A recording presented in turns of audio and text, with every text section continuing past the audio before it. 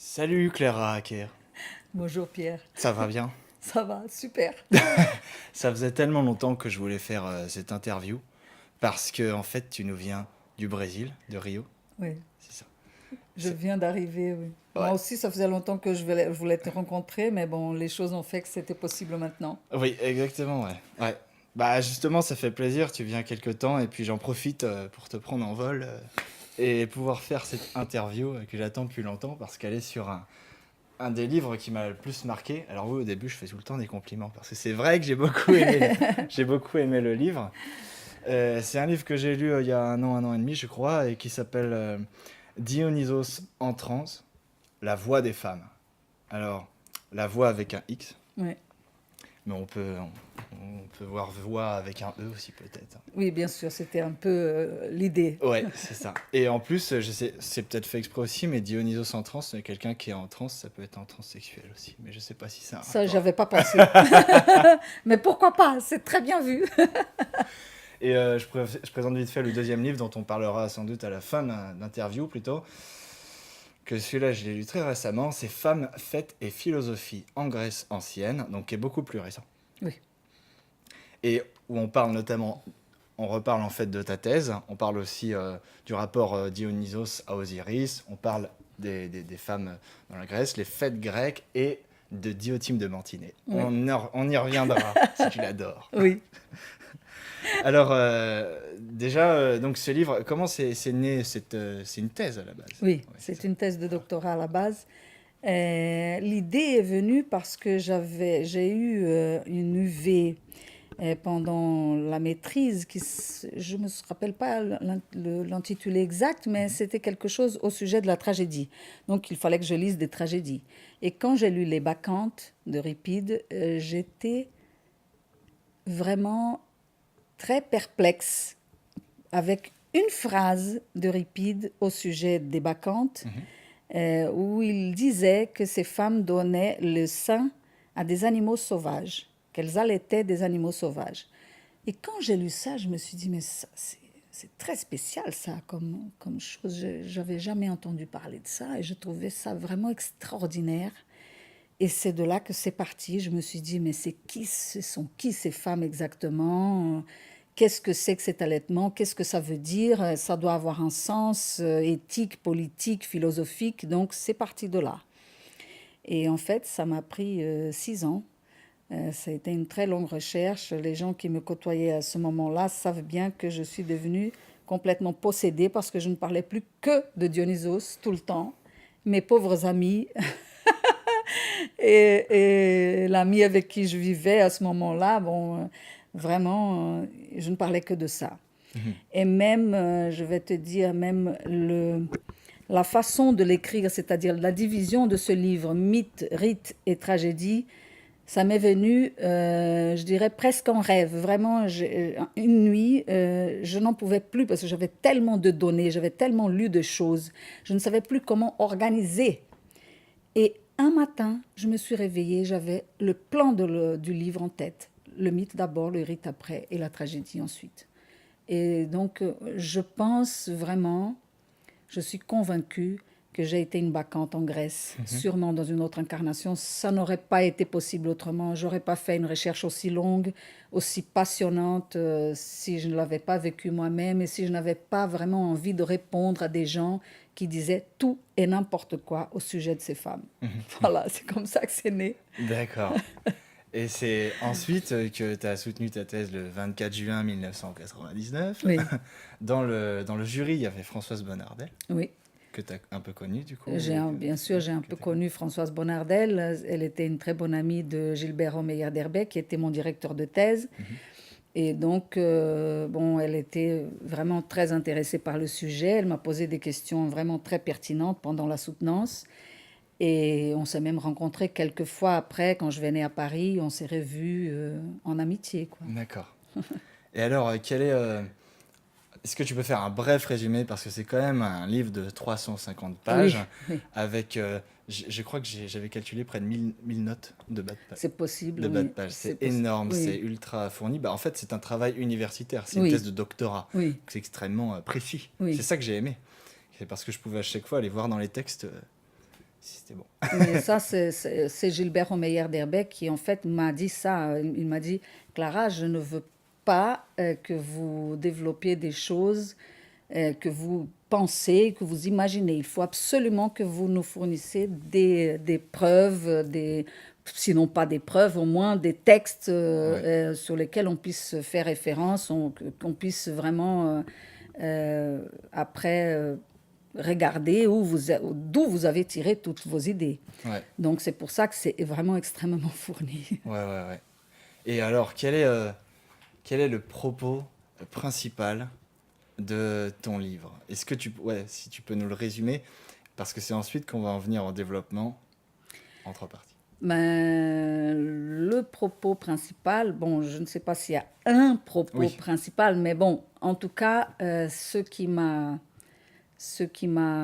motivé, c'est d'abord cette idée que les femmes, que les bacchantes allaitaient des animaux sauvages et que donc il s'agissait d'une philosophie, d'une éthique de soin par rapport à la nature et que cette éthique était l'apanage ou la priorité des femmes.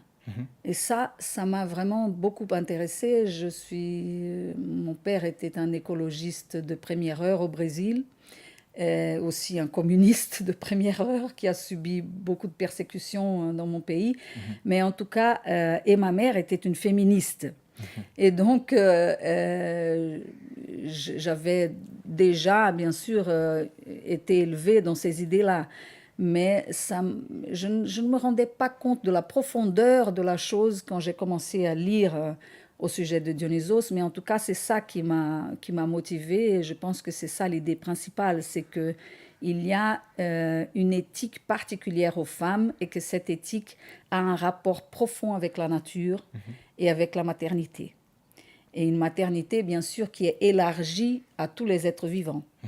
Une éthique du soin, si je puis dire. Ouais. Et qui nous amène, bien sûr, aussi à des idées politiques très larges, hein, à une conception, on va dire, non hiérarchisée de la vie politique, à la priorité peut-être non, mais si, je pense que je peux le dire, je le pense, donc je dois le dire, à la priorité qui doit être accordée aux principes féminins si on veut continuer de vivre sur cette planète d'une façon, si on veut continuer de vivre tout court. Parce que je pense qu'on est arrivé à un niveau de folie absolue après plus de 4000 ans de domination masculine et de valeurs masculines, avec des guerres partout, des armes qui se vendent partout, la faim, des enfants qui meurent de faim tous les jours, enfin des atrocités, des aberrations. Je ne crois pas qu'elles auraient été là, que ça aurait été le cas si le pouvoir politique était entre les mains des femmes. C'est ce que je pense. Voilà. D'accord. Et alors, je vois que dans ta thèse, si j'ai pu retenir quelque chose qui m'a vraiment interpellé par rapport aux autres études qui ont été faites sur Dionysos, c'est non seulement la place faite à la femme, mais c'est aussi la place faite à la maternité. En fait, ce que moi je n'avais jamais remarqué dans les mythes dionysiaques, c'est que non seulement avec le rituel des bacchantes, enfin même la figure mythologique des nymphes, ou même de la propre mère de Dionysos, ou même de sa compagne, sa petite copine, Ariane. Ariane, et ben à chaque fois, il y a quelque chose qui tourne autour de la mère et autour du passage aussi de la fille jusqu'à être femme. Qu'est-ce que c'est être femme? Voilà, alors c'est ça la spécificité Oui, de ton oui. livre. Il y en a plein d'autres, mais Oui. ça m'a vraiment... Alors, qu'est-ce que tu peux nous dire? Ben, je pense que tu as vu bien juste parce que personne n'avait vraiment remarqué le lien entre le rituel des bacchantes et la maternité, et encore moins l'opposition radicale qu'il y a entre Héra, la déesse du mariage, et Dionysos, et le rapport de Sémélé, d'Ariane et des nymphes avec la maternité. Personne ne l'avait vu. Mais moi, ce qui m'a amené à mes études sur le dionysisme, c'est justement le fait que les bacchantes étaient des animaux sauvages. Il est évident qu'il y avait un rapport avec la maternité extrêmement fort. Oui. Les autres ne l'ont pas vu. Mais moi, ça m'a interpellée immédiatement. Ouais. Et c'est une maternité au sens très large Oui. aussi, parce que là, tu parles d'allaitement des animaux, de prendre soin des arbres, des sources, Mhm. etc. Et alors, est-ce que tu serais OK pour, pour nous en dire un peu plus, pour ceux qui ne savent rien du tout sur le sujet? Par exemple, si on commence par le commencement, je dirais qu'on parlerait d'abord de Sémélé. Mhm. Alors, qui est Sémélé? D'abord, excuse-moi, d'abord, quelles sont nos traces sur Dionysos? Quelles sont nos sources qu'on a? Le dionysisme, c'est de quand à quand? Et c'est quoi les textes qu'on a? Ouh là là là là. Alors Oula! ça commence depuis Homère. On a des références sur Dionysos, mais il y a des inscriptions, il y a des bribes ici, là. On peut en trouver des références un petit peu dans plusieurs textes, mais ce sont Mhm. toujours des toutes petites références ou alors on peut voir les vases, bien sûr, les peintures sur les vases grecs, mais on peut dire grosso modo que le dionysisme a duré plus de 2000 ans Ah sans ouais, aucun souci. ah ouais, ouais. Donc, ça a été long comme vie pour un rituel. Mhm. Et bon, on peut commencer, c'est Homère qui parle du mythe de Sémélé, hein, c'est le premier qui va nous parler de ça. Et Sémélé, elle meurt enceinte. Euh, c'est évident que là aussi, il y a quelque chose, puisqu'elle est enceinte de 6 mois. Mhm. Et Héra est très très fâchée comme d'habitude. Elle La femme de déteste, Zeus. voilà, la femme de Zeus, la femme légitime de Zeus. Elle est très fâchée après n'importe quelle amante de Zeus, et donc elle est extrêmement fâchée. Et elle comprend que elle dit à Sémélé enceinte de Dionysos qu'elle doit demander à Zeus de se montrer à elle dans toute sa puissance. Mhm. Et Sémélé, bon, elle demande à Zeus, et quand il apparaît sous la forme de la foudre, ben, elle meurt foudroyée immédiatement. Et Zeus prend ce fœtus et le coud dans sa cuisse et là Dionysos reste pendant 3 mois. Donc nous avons un dieu mâle, l'hyper-dieu du panthéon grec, qui se fait femme et qui va accoucher de ce bébé Dionysos. Mhm. Bon, après, il y a la tante de Dionysos qui aussi va s'occuper de lui tant que possible, tant qu'Héra ne vient pas encore intervenir. C'est Ino. C'est Ino. La déesse blanche, elle deviendra après le côté, la déesse blanche, puisqu'elle meurt noyée dans la mer. Et après, ce sont les nymphes qui vont s'occuper de Dionysos, qui vont l'élever, et elles seront le paradigme mythique des bacchantes rituelles de Dionysos. Et elles ont toutes ces femmes-là, d'une façon ou d'une autre, elles se sont occupées de Dionysos et, et il va leur montrer son amour. Je pense que c'est comme ça qu'il faut le voir. Ouais.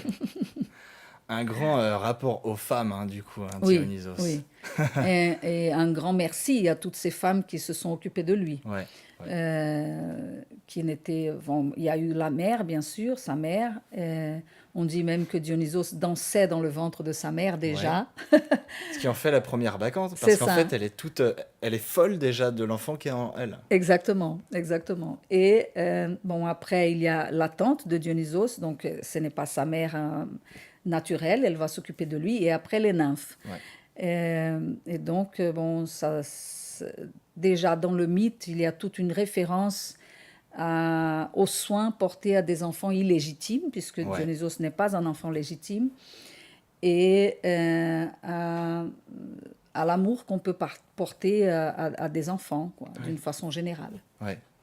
Mais d'ailleurs, ça me fait penser à Maria d'Araki, qui à la fin de son livre, je crois qu'il s'appelle Dionysos et la terre-mère, C'est je crois. ça. Et dans sa conclusion, elle dit Zeus a bien voulu enfanter deux dieux lui-même, par Oui, lui-même, oui, qui sont Athènes. Athéna, la déesse de Oui, la raison, oui, et Dionysos, le dieu de la folie. voilà, Athéna a tout casqué par la tête et oui, Dionysos par la par la cuisse. cuisse, oui. Donc ça veut dire quand même qu'il y a un rapport fort aussi de Zeus à Dionysos, sûrement aussi. Il y a quelque chose de... Bien Ouais. sûr. Je pense, bon, il y avait une prophétie hein, qui disait que Zeus serait détrôné par un de ses enfants. Mhm. Et je crois qu'il n'a pas imaginé que ça aurait pu être un Dionysos, mais je ne sais pas non plus s'il a été vraiment détrôné, mais la vérité, c'est que le culte dionysiaque était très très fort en Grèce. Et je ne sais pas si on peut parler d'un culte aussi fort par rapport à Zeus lui-même, Ouais, ouais, c'est vrai. qui a vécu aussi longtemps. Petite question aussi, par pure curiosité. Qu'est-ce que c'est les tablettes du linéaire B?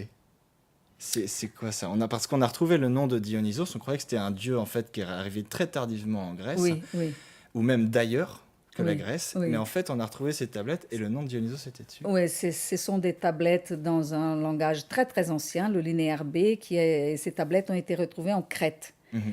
Et donc, à partir de ce moment-là, on ne peut plus dire que Dionysos est venu d'ailleurs. En tout cas, si un jour il est venu d'ailleurs, déjà, pour le linéaire B, il faut compter à peu près 1200 ans avant Jésus-Christ. Donc, Ouais, il était déjà en Crète à ce moment-là. Donc, c'est difficile de dire qu'il soit venu d'ailleurs. Bien entendu, il y a des rapports entre Dionysos et Shiva, ce qui a été vu par Danielou, un livre très méconnu, qui a été, je crois, très oublié, et les rapports entre Dionysos et Osiris, bien sûr, et l'Égypte. Ça, je crois que ce sont des données incontestables, mais de là à dire que Dionysos est venu d'Inde ou de dire qu'il soit venu d'Égypte, je crois qu'on va là, on franchit un pas que je ne franchirai pas. ouais, bien sûr. Bien sûr. Bien que c'est vrai qu'on a des auteurs antiques dont Plutarque en fait, Oui, hein, ou je pense aussi, alors je sais pas si c'est Hérodote, mhm, qui oui, nous disent que il y a soit des similitudes énormes oui, ou bien que même les dieux grecs sont importés oui, d'Égypte. d'Égypte.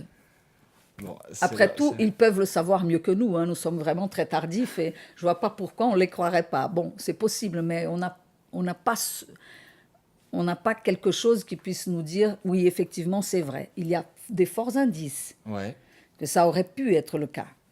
Mais bon, de toute façon, il y a des différences aussi. ouais, Et moi, je suis partie de la Grèce. Donc, j'ai un peu regardé en Égypte, bien sûr, mais il y a des spécificités par rapport à Dionysos qui ne sont pas, qu'on ne retrouve pas chez Osiris, hein. ouais, Et notamment un rituel suivi par des femmes en honneur d'Osiris. Je n'ai jamais entendu parler de ça. ouais. Donc c'est ça la spécificité de Dionysos justement, c'est ce rapport aux femmes. Alors, on a dit que le dionysisme, ça pouvait être sur un éventail de 2000 ans quasiment, parce que notamment on en retrouve les traces en Crète très très tôt. Mhm, Et il y a ce fameux rituel des bacchantes. Par mhm. là où en fait tu pars parce que dans ton livre, c'est surtout ce sujet-là Oui. qui est abordé. C'est le rituel des bacchantes. Alors, c'est quoi les bacchantes? C'est qui? C'est où? C'est... Alors, les bacchantes, ce sont des femmes qui suivent un rituel en honneur de Dionysos. Et d'après nos sources, ces femmes commencent à pratiquer ce rituel à partir de leurs premières règles. Mhm. Et cela va continuer jusqu'à ce qu'elles soient très vieilles, hein. Il y a des matrones qui sont aussi, qui participent aussi au rituel dionysiaque. Mhm. Et ces femmes se rassemblaient sur un rythme de 2 3 ans. Alors, les triétérides, c'est toute une discussion pour savoir si c'est chaque 2 ans ou chaque 3 ans, mais en fait, Deux, il y a trois. une période comme ça où je pense qu'on réunissait une nouvelle classe d'âge de filles qui venaient d'avoir leurs règles pour pouvoir les introduire au rituel dionysiaque.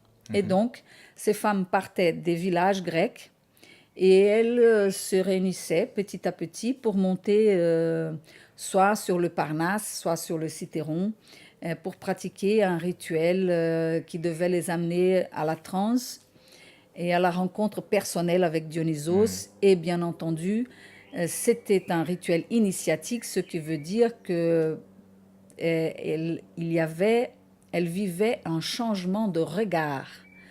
Donc, il y a tout un processus d'initiation et de transformation du regard de la femme.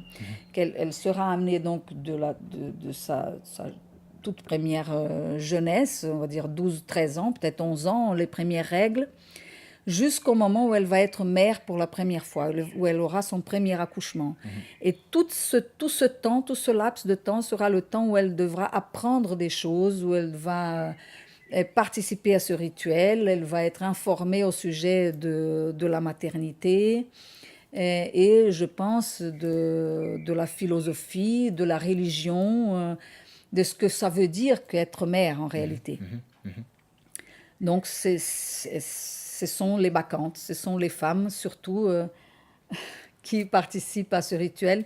Bien qu'il y ait des discussions pour savoir si les hommes pouvaient aussi participer, je crois que si on veut faire des concessions, on peut dire que les hommes pouvaient participer au rituel, peut-être jouant à des instruments, suivant le cortège, mais qu'ils n'étaient pas initiés. Voilà. Ça, c'est une certitude d'après les textes. Voilà, c'est ça.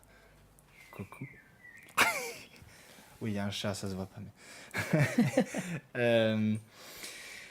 D'accord, et donc oui, les hommes peuvent y participer, ne peuvent pas être initiés et ne peuvent pas en fait procéder au sacrifice eux-mêmes. Alors, j'ai dit sacrifice, il y a deux choses qu'on peut retenir dans le rituel des bacchantes qui est en fait, on retrouve ça tout le temps, c'est le sparagmos et l'homophagie. Alors, qu'est-ce que c'est que ça? Alors, ce que c'est que ça? Bon, le sparagmos, c'est un sacrifice très particulier qui a choqué tous les chercheurs, qui a choqué aussi les orphiques, qui étaient, c'était une secte religieuse qui était tellement choquée par ce sacrifice qui était en fait la mise à mort par déchirement d'une victime vivante. Effectivement, ça paraît atroce. Et l'homophagie, c'est le manger cru, c'est-à-dire qu'après le déchirement de cette victime vivante, elle était mangée crue par les femmes. Alors, le manger cru, bon, ben, on mange bien du carpaccio, hein, je ne vois pas quel est le problème. Il y a des gens qui sont horripilés, mais bon, nous, on mange bien du carpaccio et on fait bien des choses bien plus atroces avec les animaux que de les déchirer vivants, hein, c'est-à-dire qu'on les met dans des cages ou dans des circonstances de vie absolument inhumaines. Enfin, je dis inhumaines parce que on sait aujourd'hui qu'il y a une différence de peut-être moins de 5% de nos génomes nous font la différence entre nous et un singe ou un bœuf ou même un arbre. Donc, on fait subir à des animaux des traitements absolument scandaleux. Et on est très choqués parce que des femmes déchirent vivant un animal. Bon, ben, il a vécu, cet animal était un animal sauvage. Il a vécu allègrement, joyeusement et naturellement jusqu'à ce moment-là. Et puis il a une mort instantanée. Il est déchiré vivant et il est mangé cru. Alors, bon, il y a toute une symbolique sexuelle qui est derrière ce sacrifice et ce manger cru. L'animal qui est tué, en fait, est identifié au dieu. Les bacchantes, elles font semblant d'être cet animal, c'est-à-dire que, par exemple, si elles vont tuer une biche, elles vont faire semblant d'être des biches pour pouvoir être en communion absolue avec cet animal, et elles vont le tuer et le manger. Au moment où elles le mangent, elles vont s'imprégner d'un sang, d'un surplus de sang, qui est aussi le cas des femmes enceintes, puisqu'elles n'ont plus leurs règles pendant 9 mois pour pouvoir nourrir l'enfant qui est dans leur ventre. Donc c'est à peu près cette idée-là, le fait que ces femmes tuent un animal qui est identifié à Dionysos, si elles vont manger ce Dionysos, si elles vont donc être enceintes de Dionysos symboliquement. Voilà, c'est ça l'idée du sparagmos et de l'homophagie. Ouais, d'accord. Et alors justement, là, on est en train de mélanger rite et mythe. Ça va pas être partie par partie, mais on retrouve ce sparagmos, ce déchirement de la victime vivante dans les mythes. Sauf que là, il y a une grosse différence. Oui, ils ne sont pas mangés. Ils ne sont pas mangés, c'est des hommes Oui. et c'est des méchants. Oui, des méchants. Bon, Non, mais... ce sont des êtres qui refusent le rite dionysiaque, qui persécutent les bacchantes et qui donc sont pris par elles et sont déchirés vivants, mais ne sont pas mangés, puisque ils ne peuvent pas être identifiés à Dionysos, ils sont identifiés à des ennemis du dionysisme et donc ils ne seront pas mangés. C'est ce qui se passe dans les mythes. Ouais. Par contre, dans le rituel, l'homophagie est bien pratiquée. Donc, à ce moment-là, il s'agit d'un renversement, puisque dans le rituel, la victime qui est déchirée vivante est identifiée au dieu. Et donc, elle va être assimilée dans le corps des femmes et elles seront enceintes de Dionysos. Mais par contre, dans les mythes, on ne verra pas Panthée, par exemple, mangée par les bacchantes. Ça signifierait qu'on veut le faire revivre. Exactement, non. Donc non, non, non, pas Panthée. Et ni Orphée. Et ni Orphée non Orphée. plus. Ah oui, alors, ça c'est des sujets délicats qu'on va, qu'on va aborder après. Est-ce que tu pourrais nous raconter avec plus de précision, pour ceux toujours qui ne connaissent pas encore, quelle est par exemple l'histoire qui est racontée par Euripide dans les Bacchantes? Parce que là, il s'agit de Panthée, du Oui. refus Oui. du rite de Dionysos. Oui. Et alors... Bon, par rapport à Panthée, le mythe est raconté par Euripide dans les Bacchantes, justement.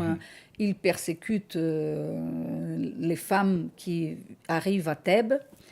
Et ces femmes, ce sont les Bacchantes. Elles arrivent dans la ville et elles viennent appeler les femmes, les Thébaines, à les suivre dans la montagne pour pratiquer le rituel dionysiaque. Alors, Panthée est complètement déchaîné contre ces femmes et contre le dieu lui-même. Il veut l'enfermer, il essaye d'enfermer les Bacchantes aussi, sauf que Dionysos les libère. Et Panthée ne se rend même pas compte que sa propre mère est partie sur le Cithéron pratiquer le rituel dionysiaque et il veut se déguiser en bacchante pour aller voir ce rituel. Quand il arrive là-haut, bon, c'est un homme, c'est un ennemi du culte dionysiaque. Et donc, les femmes le reconnaissent et il est déchiré vivant et ses morceaux sont dispersés dans le Cithéron. Et donc, il n'est pas mangé. C'est un des seuls corps, d'ailleurs, de toute la mythologie grecque qui est dispersé. Il n'a jamais été retrouvé. On ne retrouve que sa tête. Voilà. Donc, c'est un exemple de Sparagmos dans le mythe, qui se réfère à un ennemi du dieu, et donc il ne sera pas mangé. Son corps est déchiré et dispersé dans la montagne. Et quand sa mère découvrira qu'elle-même, elle a déchiré vivant son enfant, bon, ben, elle devient complètement folle et elle part de la ville de Thèbes. Ouais. Voilà. C'est vrai qu'elle est en transe, elle vient de déchirer son enfant. Oui. Elle arrive au palais en croyant que c'est une tête d'animal qu'elle a Voilà. réussi à chasser, donc elle arrive avec un trophée, et Oui. on me dit non, non, regarde mieux. Et voilà. Donc ça parle aussi du rapport mère-fils. Il y a quelque chose de la transmission de la mère au fils. Elle n'a pas réussi à lui transmettre, justement, c'est le respect des valeurs féminines. Voilà. Et donc il y a une sorte de coup du destin un peu. Voilà, ben, je sais pas si on peut Vas-y. coup du destin ou en tout cas de réponse très claire à cette mère qui n'a pas pu transmettre à son enfant des valeurs assez féminines pour qu'il puisse reconnaître on va dire l'intérêt entre guillemets du rituel dionysiaque et la profondeur de ce rituel. Et donc, elle n'a pas réussi à lui transmettre ça, il a des valeurs éminemment masculines, il est extrêmement arrogant et il va payer de sa vie et elle va perdre son fils. Ouais. Voilà. Et alors, on a parlé du rapport mère-fils. On voit que les femmes revendiquent quelque chose à travers tous ces rituels, etc. Alors, c'est quoi la situation des femmes, justement? Il y a une réforme qui est faite au 6e ou au 5e siècle sur le mariage. Oui, c'est-à-dire que il faudrait que je me rappelle mieux ce sujet-là, mais en tout cas, on sait que à partir d'un certain moment, au 6e siècle, il y a des nouvelles lois dans la cité qui font que une femme n'est vraiment considérée comme... un enfant n'est vraiment considéré comme athénien que s'il est fils d'une mère mariée avec un père athénien. Et donc, ça crée des situations absolument forcées, puisque, bon, en fait, un enfant, il a toujours été auparavant le fils de sa mère. C'était la seule chose qu'on pouvait vraiment savoir. Le père, bon, c'était une conjecture. Mais à partir d'un certain moment, il fallait absolument être certain que le père soit celui-là avec qui la mère est mariée. Et dans ces conditions, la femme était très enfermée. Elle ne pouvait sortir qu'à certaines occasions, en tout cas les femmes d'un certain statut. Il est évident que les femmes qui étaient plus pauvres, certainement, elles avaient plus de liberté elles devaient travailler. Donc, pour elles, c'était plus facile de sortir de la maison. Mais ce qui est une réalité, c'est que le rituel des bacchantes permettait à toutes les femmes de sortir de chez elles pendant un laps de temps qui devait être d'au moins une semaine pour pouvoir partir d'Athènes, par exemple, arriver à Delphes, aller sur le Parnasse et revenir. Et pendant ce laps de temps-là, tout pouvait arriver. En hiver en plus. En hiver, plein oui, hiver. c'est en plein et hiver. On monte des sommets, Oui, c'est incroyable. oui, à 1400 mètres 400 d'altitude, mètres d'altitude. pour le Parnasse. Ouais, et elles n'avaient pas les équipements qu'on a aujourd'hui, j'imagine. Non, mais comme elles dansaient beaucoup, ça les réchauffait. Ouais. Je pense que peut-être qu'elles buvaient un peu de vin Ouais, aussi. Hein. hein. On n'a pas de... Il n'y a pas de référence explicite, elle n'était pas ivre, Ouais. mais bon, pourquoi pas, je vois pas quel est le problème. Hein. De se réchauffer un peu avec du vin, c'est très, très approprié dans un rituel dionysiaque, Ouais. surtout en hiver. Et surtout en hiver, en pleine montagne. Ouais. Apparemment, elles étaient très respectées d'ailleurs, ces bacchantes, parce que il paraît que les ménades bacchantes, quelle est la différence? Oh, c'est un autre nom, mais Ménade a l'avantage de nous rappeler la racine mène, qui nous parle de la lune, Ouais. qui fait référence à la lune, méné, qui fait référence aux règles, les menstrues, et qui fait, on peut aussi y voir un certain rapport avec Mainas, c'est-à-dire la transe. D'accord. Ouais. Donc c'est un nom qui est très approprié. Ouais. Hein, alors que, bon, Bacchante, c'est le titre donné par Euripide à sa tragédie, qui se réfère à ces femmes aussi. On peut les appeler aussi Thyades. Enfin, il y a plusieurs dénominations pour ces femmes. D'accord. Elles étaient respectées parce qu'il paraît qu'il y a même un moment où elles arrivaient dans un village, elles étaient épuisées, donc elles s'allongeaient, et puis les citoyens venaient prendre soin d'elles. Oui, surtout les femmes. Il y a un récit fait par Plutarque où il raconte que les femmes, elles étaient montées sur le Cithéron, sur le Parnasse, pardon, et au retour, elles se sont perdues sur le chemin de retour. Et elles sont arrivées dans un petit village, elles étaient épuisées, elles se sont endormies, et toutes les femmes du village sont venues les entourer pour les protéger. Et ça montre effectivement qu'elles étaient extrêmement respectées, oui, bien sûr.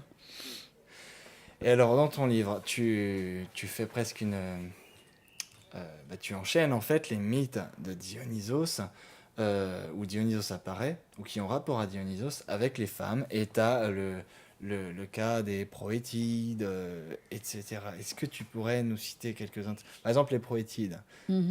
Alors, c'est quelle histoire déjà? Je ne sais plus exactement. Alors, les Proétides, c'est une histoire un petit peu... elle ressemble un peu à l'histoire des Miniades, sauf que les Miniades sont des ennemis de Dionysos, et elles vont vivre aussi une histoire qui ressemble un peu à l'histoire d'Agavée et de Panthée, puisqu'elles refusent d'aller suivre le dieu, alors que toutes les femmes du village partent sur les montagnes, et elles vont confondre le fils d'une d'elles avec un petit faon, et elles vont le tuer. Et bon, ça, c'est l'histoire des Miniades. Par contre, l'histoire des Proétides est un peu plus... un peu différente, puisque elles veulent suivre Dionysos, et elles subissent la vengeance d'Héra. Et 2 des Proétides meurent parce qu'elles veulent justement suivre Dionysos. Je me rappelle pas des détails. Je ne peux que renvoyer au livre lui-même parce que Ouais. ça fait tellement C'est longtemps énorme, ouais, ouais, maintenant, ouais. je peux plus me souvenir des détails. Mais je sais que les Proétides voulaient suivre Dionysos Ouais. et que les Miniades ont refusé le dieu. Donc leur destinée est assez différente quand Ouais. même. Je crois que c'était dans le cas des Proétides qui sont filles d'un roi. Oui, Alors, malheureusement pour elles, ça a mal terminé parce qu'elles sont en train d'errer dans le pays. oui, Le roi fait appel à un certain, alors dans les textes, c'est peut-être un magicien, Mélampous, c'est ça? c'est ça. Mélampous. Et dans cette version de l'histoire, euh, elles finissent par un mariage forcé, en fait. Ça finit Oui, par un mariage oui. forcé. Et la Mais seule qui ne va pas se marier, elle va mourir. Elle veut pas se marier et elle va mourir. Il y a effectivement un lien, enfin une opposition extrêmement forte dans le mythe entre Héra, la déesse du mariage, et Dionysos. ouais. Et ça, c'est très important pour les femmes. Je trouve qu'il y a un regain de cette espèce de désir, de volonté de mariage dans un certain cercle de femmes Mhm. qui me laisse perplexe. Parce que le mariage, depuis toujours, il a été conçu pour enfermer les femmes dans un cadre, Mhm. alors que pour les hommes, le mariage ne veut pas spécialement dire qu'ils sont engagés vers une seule femme. Pour les femmes, ça veut dire souvent dans leur tête qu'elles sont engagées pendant très longtemps avec une seule personne. Mhm. Et c'est extrêmement délicat parce que je pense que le message dionysiaque est beaucoup plus intéressant pour les femmes parce qu'il leur laisse le choix de la sexualité, de faire d'une sexualité libre Mhm. avec des hommes, avec des femmes, avec qui elles veulent. Et le seul souci, en fait, du dionysisme, c'est que les femmes ne fassent pas des enfants avec n'importe qui. Ouais. Voilà. Donc, Pour la continuation, en fait, de la lignée enfin, de la lignée patrilinéaire, c'est ça? oui, Il faut que le père ait des enfants issus de lui. voilà. Et si la femme va avoir à droite à gauche, c'est fini. Donc la réforme dont tu parlais, je sais plus la réforme de Clisthène ou Solon, je sais Oui, plus. c'est ça. Bah, bref, elle voulait différencier en fait les bâtards des fils Exactement. C'était légitimes. ça le but de cette réforme. C'était de faire clairement la différence entre les enfants légitimes qui avaient le droit à la, on va dire pour bien laisser les choses bien claires, à la nationalité ou à la citoyenneté athénienne. Hein. Je parle de nationalité parce qu'en ce moment, c'est le délire total au sujet de la nationalité, alors que nous vivons tous sur une pauvre petite planète et qu'on devrait avoir une nationalité planétaire tous. On est là en train de se déchirer pour des imbécilités de frontières qui ne devraient pas exister. Et bon, dans le cas d'Athènes, c'était ça le but de cette réforme, c'était de faire clairement la différence entre les enfants légitimes qui avaient le droit à la citoyenneté athénienne et les autres enfants qui n'avaient pas le droit à cette Ouais. citoyenneté. Or, si les femmes abandonnent leur métier à tisser, abandonnent le foyer, abandonnent les enfants pour aller faire des danses, se mettre en transe et faire des chants au nom de Dionysos dans les forêts et dans les montagnes, ça devait pas forcément plaire à tous les maris en fait. Non, je crois que ça ne leur plaisait pas beaucoup, mais je crois qu'ils ne pouvaient pas faire vraiment autrement. Ouais. Parce que c'est ça qui garantissait en fait à la cité la possibilité de la reproduction des femmes. Mm. Pour être enceinte, il fallait bien jouir de la puissance dionysiaque. Et donc, bon, ben, difficilement, un homme pouvait dire non, non, tu n'y vas pas, à moins qu'il ne veuille pas d'enfant. Mais ça, c'était pas le cas. Ouais. Pratiquement tous les hommes athéniens, grecs, voulaient avoir des enfants, justement, et de préférence, bien sûr, des enfants mâles pour pouvoir donner continuité à la lignée, à la propriété, etc. hein. Donc, ça ne devait pas plaire beaucoup, mais je dis toujours aux femmes, surtout celles qui sont mariées, qui sont mères de famille, prenez des vacances, partez, laissez tout pendant une semaine. Quand vous rentrerez, vous verrez bien que les choses auront un petit peu changé pour vous. On va mieux vous considérer et on va mieux comprendre ce que veut dire que d'avoir une femme à la maison qui s'occupe de tout, qui organise, qui fait les courses, qui fait à manger, qui s'occupe des enfants, qui s'occupe du mari et qui travaille en plus. Mhm. Et ça, sans aucune récompense monétaire, ni même de reconnaissance parfois. Hein. On trouve Mhm. que c'est normal. Ah ben oui, c'est normal. Eh ben c'est pas normal. Et c'est pour ça que je dis souvent aux femmes, partez, laissez tout en chiffres comme vous voulez et revenez dans une semaine, dans 10 jours et vous verrez que la situation aura probablement changé pour vous. Sinon, ben, reprenez encore des vacances. Jusqu'à ce que ça change. Voilà, jusqu'à ce qu'il y ait un tilt, quoi. Qu'on s'aperçoive que le travail des femmes et que leur amour, cette façon de se dédier, de soigner le groupe familial, c'est pas quelque chose de normal. Enfin, ça, ce n'est pas sans effort, ce n'est pas sans une grande capacité d'organisation. Et bon, je pense que il est plus que temps que ça soit reconnu, quoi. Ouais, ouais. D'où le titre, hein, La voix des femmes avec un X. Oui, C'est voilà, la voix des femmes. voilà. Et d'accord, donc on en est à ce point-là, à ce moment-là, à Athènes. En tout cas, là, on parle surtout d'Athènes. Hein. Oui. C'est pas non plus répandu sur toute la Grèce ici.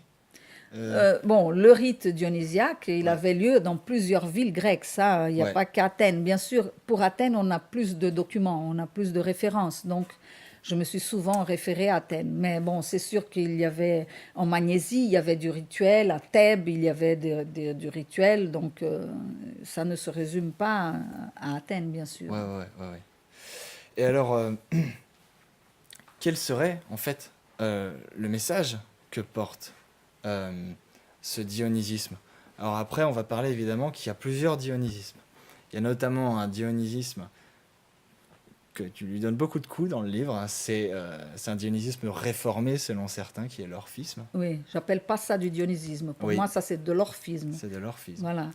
Ça, c'est autre chose. Mais le message du dionysisme, c'est surtout de faire comprendre aux femmes ce que c'est exactement que d'être femme. Qu'est-ce que c'est exactement que d'avoir des règles? Les gens, ils n'en parlent pas. Hein. Les femmes, elles n'en parlent pas. Ou si elles en parlent, c'est entre elles. C'est vraiment souvent quelque chose qui est de l'ordre du non-dit, qui reste comme ça, entre la mère et la fille. Mais c'est quoi exactement saigner à chaque 28 jours? Pourquoi 28 jours? Quel est le rapport que ça peut avoir avec les astres, avec la lune? Pourquoi est-ce que la lune, elle est pleine à nouveau à chaque 28 jours? Qu'est-ce que ça veut dire que d'accueillir en soi un petit fruit d'un homme qui s'unit à ton petit fruit pour faire un autre être qui n'est pas exactement toi? Et pourquoi est-ce que tu réussis à le garder? Pourquoi est-ce que le corps de la femme enceinte n'avorte pas de tous les enfants? Et pourquoi est-ce que l'enfant, il est gardé, il est reconnu, malgré le fait que 50% du génome ne soit pas de la femme? Qu'est-ce que ça veut dire? C'est quoi cette ouverture d'esprit de pouvoir ramener du spirituel au matériel, de pouvoir matérialiser la vie? Qu'est-ce que ça veut dire? Qu'est-ce que ça veut dire accoucher d'un enfant, d'avoir un corps qui s'ouvre pour laisser un enfant sortir? Qu'est-ce que c'est que d'avoir tout d'un coup un lait qui surgit, on ne sait pas exactement d'où, pour nourrir cet enfant ou d'autres enfants, parce qu'on sait bien que par exemple en Afrique, il y a des grands-mères qui allaitent leurs petits-enfants parce que leur fille est morte, ou on sait aussi qu'en Amazonie, il y a le rituel des Yanomami qui allaitent des animaux sauvages aussi. Qu'est-ce que ça veut dire? Et le rapport que ça peut avoir avec le soin de toute la nature. Parce qu'il y a des prescriptions rituelles aussi faites aux Bacchantes. Elles sont interdites, par exemple, de couper un arbre fruitier. Donc, elles ne peuvent pas non plus boucher une source d'eau, par exemple. Donc, il y a tout un sens de soin. Et ça va au-delà du soin par rapport à toute la nature, c'est-à-dire que cette ouverture, cette capacité de ramener du rien à quelque chose, de l'esprit à la matière, c'est quand même quelque chose d'assez fabuleux et qui n'est pas, on n'y pense pas. Les femmes n'ont pas été habituées à y penser. Et je pense qu'il faut une réflexion à ce sujet-là, une prise de conscience de ce rôle, de l'importance de ce rôle et de ce que ça peut apporter à l'humanité et à la planète comme un tout. Ouais. Et sous quelle forme de rituel ça... Parce qu'on a parlé un peu du rituel des Ménades, des Bacchantes, mais qu'est-ce qui se passait dans les montagnes exactement? Il y avait des danses, il y Alors, avait des... les femmes dansaient et comme dans d'autres rituels en Afrique aussi, en dansant, elles rentraient en transe Ouais. et elles rencontraient donc ce Dieu, c'est-à-dire qu'elles étaient possédées. Alors pour ça, il faut peut-être le voir hein. Mhm, Dans des mhm. films, il faut ou le voir carrément. Au Brésil, c'est très usuel. Hein. Le candomblé brésilien, il vit en fait de cette union entre les femmes et les hommes qui rentrent en transe et qui sont donc possédés par un dieu, par une divinité, qui parle par leur voix, qui va danser par leur corps et qui va après les laisser et dont elles ne garderont souvent aucun souvenir. Ouais. Donc ça, c'est une des choses qui se passait là-haut. Autre chose dont on peut se poser beaucoup de questions, mais c'est rapporté par les sources que les Ménades, elles frappaient du tirse, qui était un instrument rituel comme une espèce de baguette magique. Elles touchaient la terre et de là, elles faisaient jaillir de l'eau, du lait et du vin. Bon, est-ce vrai, est-ce n'est pas vrai? Moi, je ne l'ai jamais vu, mais pourquoi pas? Ouais. Hein, autre chose, bien sûr, c'est le sparagmos et l'homophagie, qui avait tout un sens, comme on a dit, un sens symbolique de la sexualité avec le Dieu. Et donc, il y avait ce rituel du déchirement de la victime vivante et du manger cru. Des femmes qui prophétisaient, qui rentraient en transe et qui prophétisaient, qui disaient l'avenir. Sans doute aussi une espèce de passage de connaissances au sujet des herbes qui pouvaient guérir, Ouais. des connaissances au sujet aussi de l'accouchement qui était quelque chose, bon, à l'époque, vous imaginez bien, on n'avait pas d'anesthésie, on n'avait rien du tout. Il fallait bien que les femmes, toutes seules, elles réussissent à avoir une maîtrise assez énorme de leur corps pour pouvoir vivre ça entourées d'autres femmes. Bon, c'est vrai qu'il y a pas si longtemps que ça, c'était toujours le cas. On n'avait pas d'anesthésie, les femmes étaient entourées d'autres femmes qui les aidaient et qui leur montraient quelle serait une bonne position pour accoucher, par exemple, parce que maintenant, bon, on veut mettre les femmes allongées pour accoucher, ce qui est totalement du délire. Ce n'est pas la meilleure position pour une femme pour accoucher. Enfin, on essayait qu'elle soit près de l'eau pour qu'elle puisse avoir une certaine asepsie. Certainement, il y avait des herbes et des choses qu'elle pouvait prendre aussi pour avoir moins de douleur. Bon, un tas de connaissances propres aux femmes qui étaient passées à ce moment-là, au moment du rituel. Ouais. Et justement, il y a beaucoup de détails que tu repères dans les textes, dans les documents. Il y a notamment un document qui provient de Magnésie, je crois, où on cite trois sorcières, trois grandes prêtresses, qui sont, alors j'ai pas tous les noms, c'est Baobo, Tessalia et Cosco. Et Cosco, ouais. Oui. Et ça nous indique pas mal, selon toi, ce que pouvait être une prêtresse dionysiaque au dernier degré d'initiation. Voilà. Alors, il y a notamment trois principales, on va dire, caractéristiques, Oui. qui sont le soin maternel, Voilà. le don de prophétie, Voilà. donc la divination, Oui. et La guérison. Et la guérison. Voilà. Okay. Et c'est pourquoi ce sont ces choses-là qui étaient surtout transmises aux femmes pendant le rituel. Qu'est-ce que c'est que devenir enceinte? Comment on fait pour devenir enceinte, pour ne pas le devenir si on n'a pas envie, pour ne pas avoir d'enfant si le moment n'est pas propice? Parce que, bon, ici, on a eu récemment la mort de Simone Veil. Tout le monde est très maintenant... ah oui, c'était une femme formidable. La pauvre, elle a subi des choses atroces pour défendre l'avortement. Eh bien, il y a des pays comme au Brésil, par exemple, si vous parlez de légaliser l'avortement, vous êtes un assassin. Mais moi, j'ai toujours dit à mes élèves, mon Dieu, si la mère d'Hitler avait accouché, ça aurait été quand même bien. Donc, il faut savoir et connaître les moments propices. On ne peut pas avoir des enfants n'importe comment, à n'importe quel moment, sous n'importe quel prétexte. Ouais. Et c'est évident que les bacchantes avaient aussi des connaissances astrologiques. Mhm. Hein, il vaut mieux avoir un enfant dans des circonstances astrales favorables que non, pour lui et pour vous. Ouais. Donc, il vaut mieux le savoir. Donc, ce genre de connaissances devait appartenir à des prêtresses qui avaient pour titre Baobo, qui a donc un rapport avec le sexe de la femme.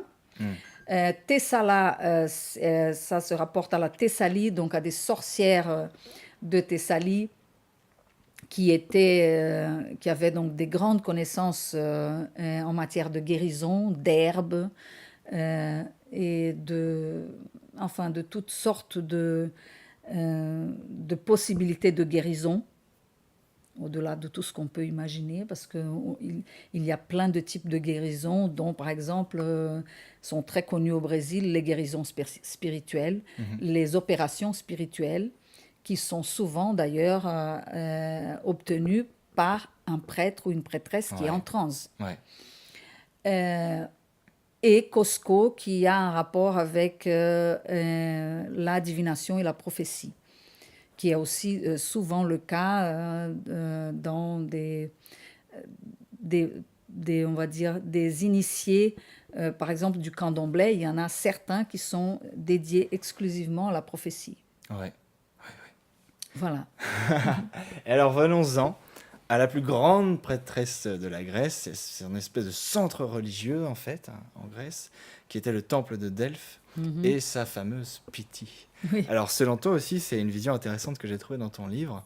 Il semblerait que les plus anciennes, en fait, pas sorcières, mais bref, ces personnages en Grèce, les prophétesses, oui, avaient plus rapport à Dionysos qu'à Apollon. Et Apollon aurait détrôné tout ce qu'il y a de dionysiaque dans le temple de Delphes, notamment en décochant ses flèches sur Python, le serpent Python, avec le tombeau de Dionysos. Raconte-nous ces histoires. Qu'est-ce qui se passe? Alors, ce qui se passe, c'est que justement, le rituel dionysiaque est très ancien et vraisemblablement bien plus ancien en Grèce que l'arrivée d'Apollon. Et il est vraisemblable qu'à Delphes, c'était, bien sûr, ça a toujours été des femmes qui prophétisaient. Et c'était un oracle extrêmement important. Hein. Je rappelle qu'on ne faisait pas la guerre, on ne se mariait pas, on ne faisait rien d'important, ni au niveau politique, ni au niveau personnel, sans avoir consulté un oracle d'abord. Bon, l'oracle de Delphes était extrêmement important, un des plus anciens de la Grèce. Et il est vraisemblable que les prêtresses et les prophétesses qui étaient en charge des prophéties étaient des bacchantes à la base. Et Apollon étant arrivé après, il va tuer Python, qui est une espèce de grand serpent qui était le gardien du nombril de la terre, qui était Delphes. L'omphalos. Et ce Python était identifié à Dionysos. Alors, c'est très intéressant de savoir que de toute façon, Apollon tenait Delphes pendant 9 mois de l'année, mais pendant les 3 mois de l'hiver, il partait, il allait rejoindre Délos, son île natale, et il laissait l'oracle à Dionysos et à ses bacchantes.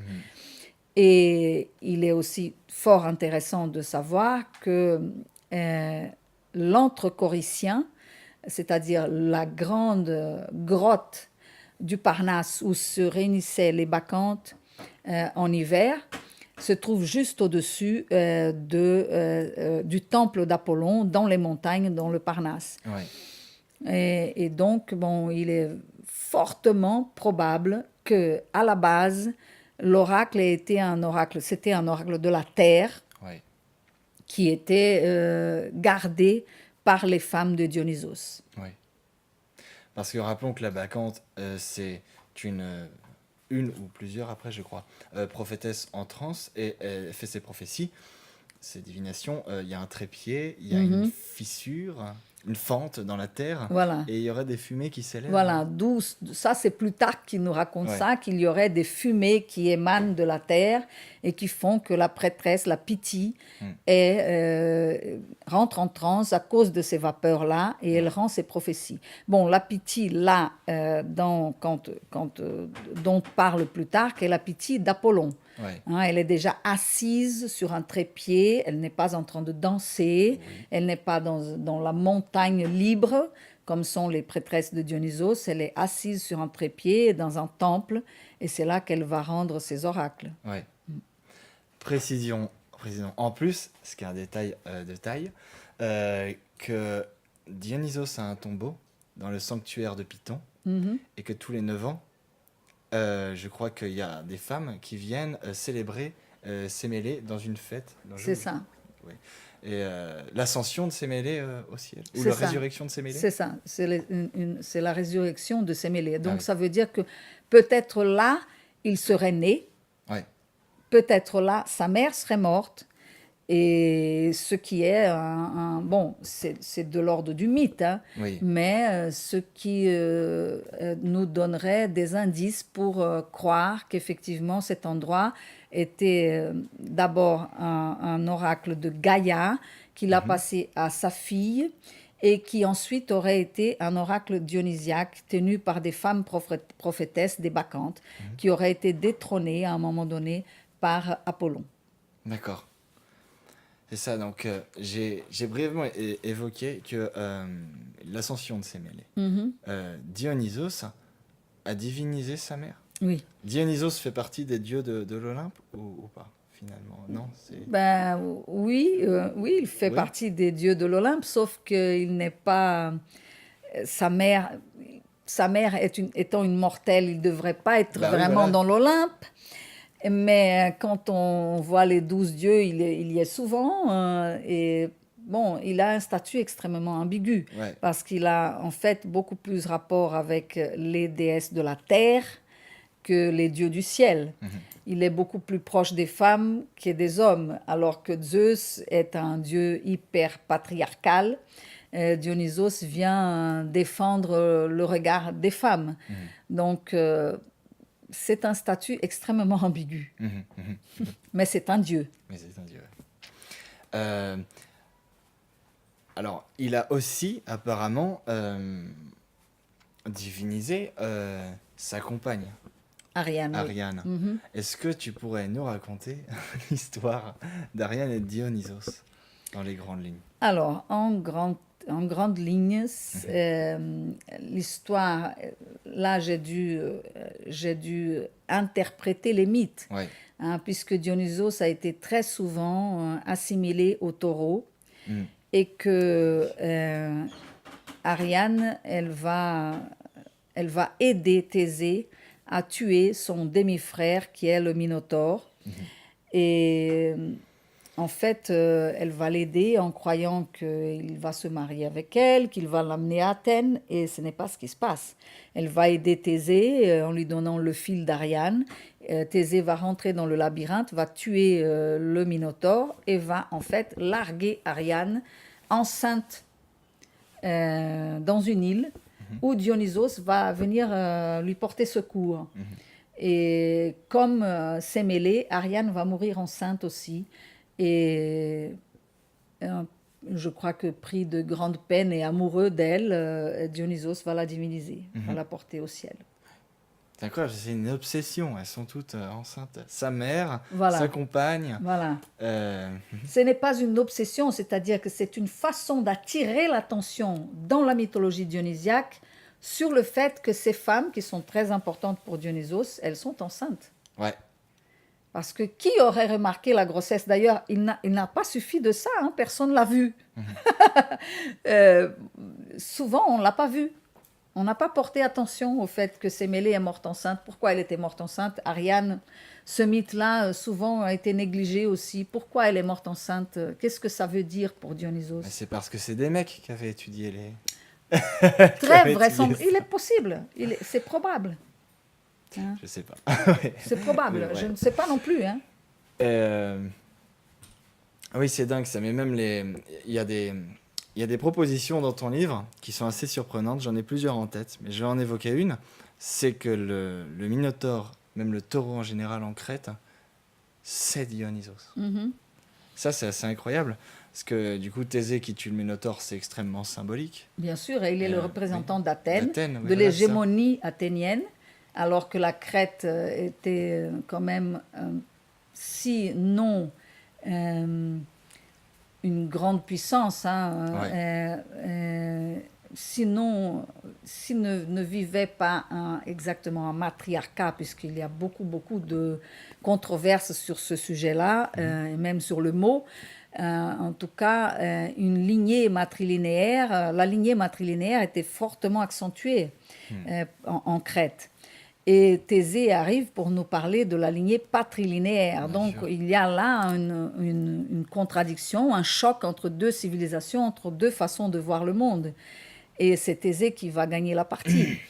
Et il est évident que quand on voit Dionysos apparaître sur le linéaire B en Crète, et quand on sait qu'il est fortement associé à l'image du Bien taureau, sûr. ben, on ne peut que faire le lien entre lui et le Minotaure. Bien sûr. Hein. Ouais. Voilà. C'est incroyable ça. T'as même donné selon des documents archéologiques qu'il y avait donc en Crète, je crois, hein, dans la civilisation minoenne, c'est ça? Oui. Qu'il y avait des endroits où on se rassemblait et le public était à la fois féminin et masculin et regardait donc des hommes et des femmes s'initier à monter sur des taureaux en pleine course. Oui, Vas-y. c'était en fait l'idée, c'était de faire une galipette par-dessus Oui, c'est le ça. taureau. Ah oui. Hein, c'était pas de tuer le taureau comme ces idiots souvent le font et trouvent que c'est extraordinaire de tuer le taureau en le laissant saigner pendant des heures dans un rituel macabre.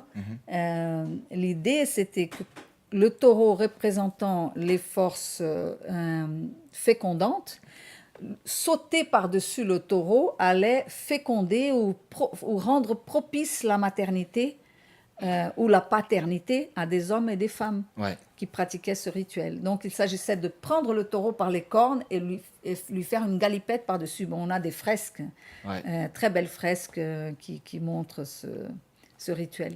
C'est vraiment incroyable ce détail. Moi, ça m'avait vraiment marqué. Je me dis déjà, la différence entre la corrida et ça, c'est que c'est beaucoup moins macabre, mais en plus, il faut plus de courage pour faire une galipette sur un taureau que pour Ah lui. ben oui, hein, c'est clair. Ça, Hein. c'est Ah oui, il n'y a pas de protection. Non. Et il faut vraiment bien le regarder en face pour le prendre par les cornes et faire une galipette par-dessus son dos et retomber de l'autre côté et que tout se passe bien. Ouais, c'est ça. Il fallait beaucoup de complicité, beaucoup de courage, c'est sûr. Ouais. Et justement, tu as, notamment dans ce chapitre sur la Crète, tu développes le thème du rapport entre le taureau, donc avec les cornes du taureau, et la lune. Et Dionysos, qui est très lié à ça, parce qu'une des premières allusions qu'on a assez explicites sur Dionysos, je crois que c'est chez Homère, Lycurgue, Lycurgue. Ouais. poursuit Dionysos, et Dionysos est Ménoménos. Ménoménos, oui.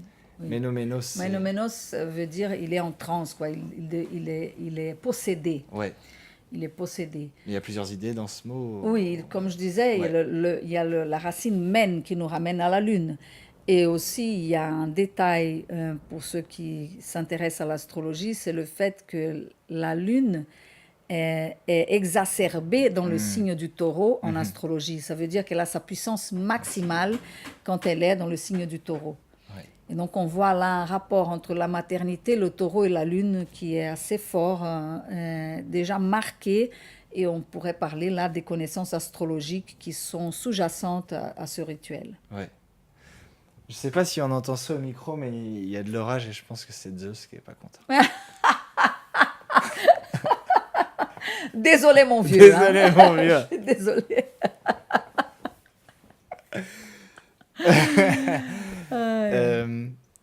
D'accord.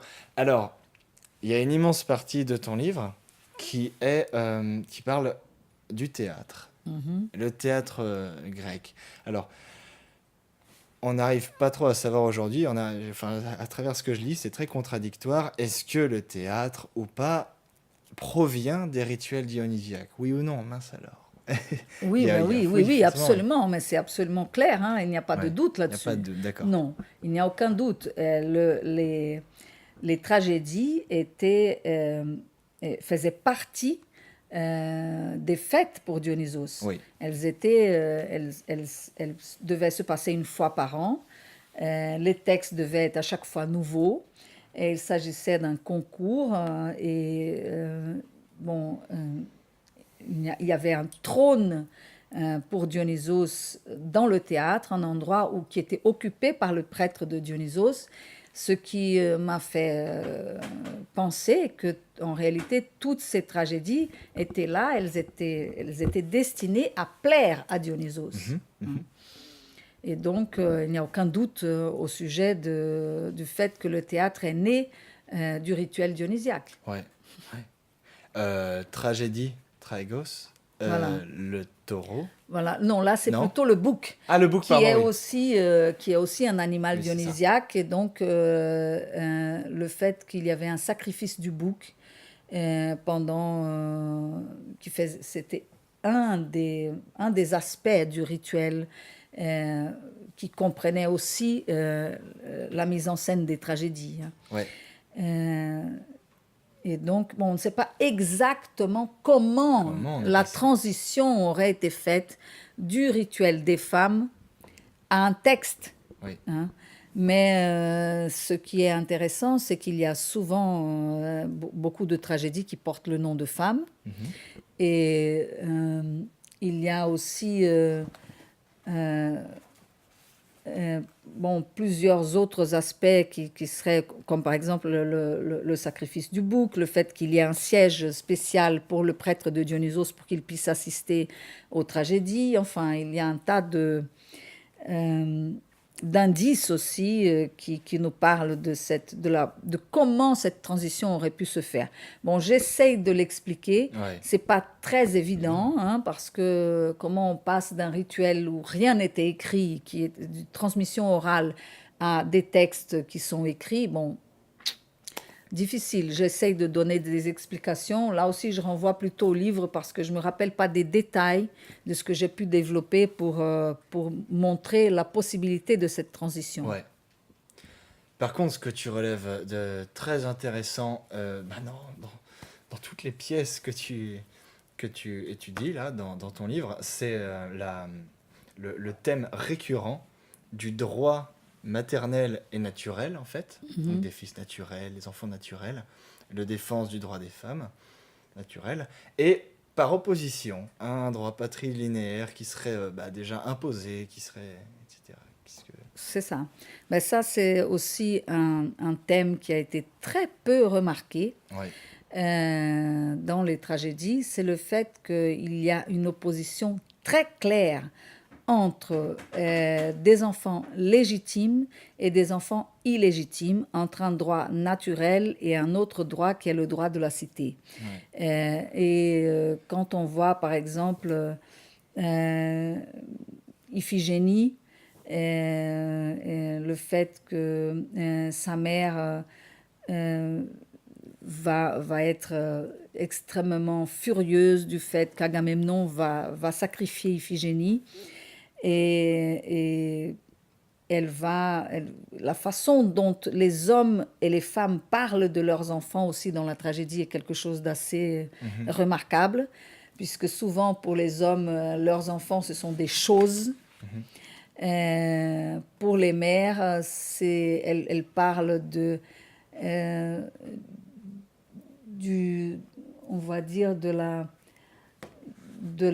du bonheur de leur vie, de la direction que ces enfants donnent à leur vie.